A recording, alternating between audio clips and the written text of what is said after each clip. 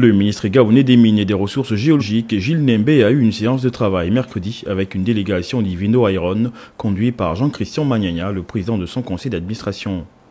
Occasion pour le membre du gouvernement de réitérer les attentes des plus hautes autorités du pays sur ce projet d'envergure. C'était une visite, une réunion de travail qui nous a permis d'aborder un certain nombre de sujets, notamment articulés sur la volonté du chef de l'État de transformer ou tout au moins de donner de la visibilité à Evino Iron dans une action beaucoup plus citoyenne, beaucoup plus visible, beaucoup plus appréciable. Depuis près de 2 ans, l'entreprise se conforme au cahier de charges du gouvernement avec en filigrane une priorité sur l'amélioration des conditions de vie des populations locales. Et il était important qu'au cours de cette séance, on lui fasse le point de nos avancées qui sont considérables. Nous sommes en préparation au terme de l'année 2024, donc de produire un rapport d'activité de l'année, dans laquelle il ressortira donc le niveau des engagements d'Ivino Iron en termes de développement.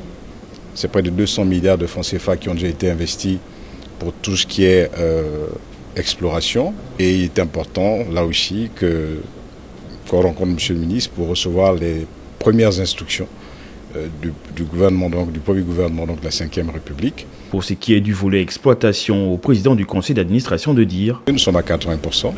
Il s'agit au jour d'aujourd'hui de se projeter sur l'articulation de l'exploitation, qui sous-tend bien sûr le volet exploitation de la mine, mais également la réflexion sur la réalisation des infrastructures. On parle donc du corridor des infrastructures à réaliser.